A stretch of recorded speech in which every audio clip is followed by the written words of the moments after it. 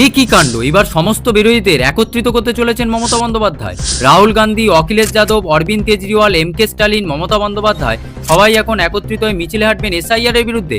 ভাবতে পারছেন কি হতে চলেছে? এইবার কি তাহলে বিজেপির শেষের শুরু হয়ে গেল? পশ্চিমবাংলায় এসআইআর এর প্রক্রিয়া শুরু হয় ৪ঠা নভেম্বর। ওই দিনই কলকাতার মিছিলে হেঁটেছিলেন মমতা বন্দ্যোপাধ্যায় এবং অভিষেক বন্দ্যোপাধ্যায়। মিছিল শেষে সভা থেকে অভিষেক বলেন, নেত্রীর অনুমতি নিয়েই বলছি, একজনও বৈধ ভোটারের নাম বাদ গেলে দিল্লিতে ১ লক্ষ মানুষকে নিয়ে যাব। আমি কথা দিয়ে কথা রাখার ছেলে, শুরু তুমি করেছো, শেষ আমরা। সূত্র মারফত জানা যাচ্ছে, সেই আবহেই সোমবার সাধারণতন্ত্র দিবসে রাজভবনের অনুষ্ঠানে ঘনিষ্ঠাবৃত্তে মুখ্যমন্ত্রী তথা তৃণমূলের সর্বময় নেত্রী মমতা বন্দ্যোপাধ্যায় জানিয়ে দিলেন তিনি এইবার দিল্লি যাচ্ছেন। আগামী ১লা ফেব্রুয়ারি কেন্দ্রীয় অর্থমন্ত্রী নির্মলা সীতারামন কেন্দ্রীয় বাজেট পেশ করবেন। একে ঘিরেই কেন্দ্রীয় সরকার সর্বদলীয় বৈঠক ডেকেছে।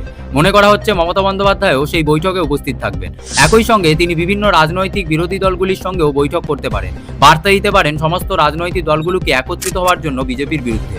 একথা অস্বীকার করা যাবে না যে বর্তমানে মমতা বন্দ্যোপাধ্যায় একমাত্র নেত্রী যিনি অনায়াসে বিজেপিকে রুখে দিয়েছেন। বিজেপির সমস্ত বিরোধী রাজ্যগুলিতে নিজের দাঁত বসাতে পারলেও পশ্চিমবঙ্গে এখনো কিছুই করতে পারেনি।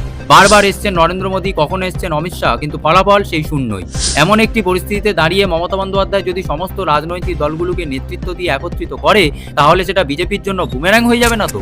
অন্যদিকে অখিলেশ যাদব এদিন পশ্চিমবঙ্গে এসে জানিয়ে দিয়েছেন মমতা বন্দ্যোপাধ্যায় ইডিকে হারিয়েছে, এবার বিজেপিকেও হারাবে।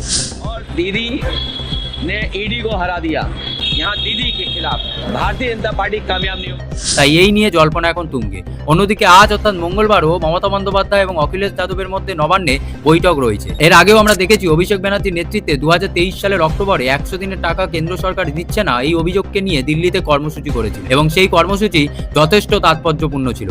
পশ্চিমবাংলার বহু মানুষ এই কর্মসূচিতে গিয়েছিলেন। এই বিষয় নিয়ে যখন কেন্দ্রীয় মন্ত্রীর সঙ্গে দেখা করতে গিয়েছিলেন অভিষেক বন্দ্যোপাধ্যায় এবং তার দল, সেখানে দাঁড়িয়েও তাদেরকে হেনস্থার শিকার হতে হয়েছিল, যা মোটেই ভালোভাবে নেয়নি বাংলার মানুষ। এবং তার ফল ২০২৪ সালে লোকসভা নির্বাচনে বিজেপিকে ভুগতে হয়েছে। বিজেপির আসন কমে ১২তে চলে এসেছিল। অন্যদিকে তৃণমূল কংগ্রেস একাই ২৯টি লোকসভা আসন পশ্চিমবঙ্গে নিশ্চিত করে। রাহুল গান্ধীও একাধিকবার ভোট চুরি নিয়ে সরব হলেও ভোটে কিন্তু কোনোভাবেই তা দাগ কাটতে পারেনি। যদিও যেভাবে বিরোধীরা অভিযোগ করেছে যে ভোট চুরি হচ্ছে, সেখানে দাঁড়িয়ে দাগ কাটা অত্যন্ত কঠিন, এটাও বাস্তব। তবে এইবার কি নতুনভাবে ভোট চুরি এবং এসআইআরকে সামনে রেখে একত্রিত হবে বিরোধীরা? এমনটাই মনে করছেন এখন রাজনৈতিক মহল। মমতা বন্দ্যোপাধ্যায় এবং অভিষেক বন্দ্যোপাধ্যায় একাধিকবার বলেছেন আমরাই আন্দোলন দিল্লির বুকে নিয়ে চলে যাব। এছাড়াও কয়েক মাস আগেও মমতা বন্দ্যোপাধ্যায় হুঁশিয়ারি দিয়েছিলেন বেশি বাড়াবাড়ি করলে উনি দিল্লির সরকার ফেলে দেবেন। आदमी का लोग नाम बात गया तो बीजेपी का गवर्नमेंट तोड़ के छोड़ेंगे। বস্তুত দিল্লির সরকার সত্যিই এখন টালমাটাল করছে। নীতিশ কুমার আর চন্দ্রবাবু নাইডুর সমর্থনে কোনো মতে টিকে আছে বর্তমান সরকার।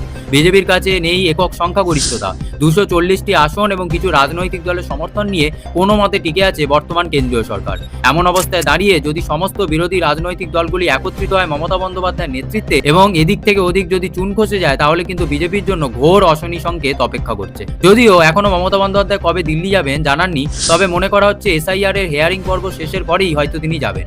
আগামী ৭ই ফেব্রুয়ারি হেয়ারিং পর্ব শেষ হতে চলেছে।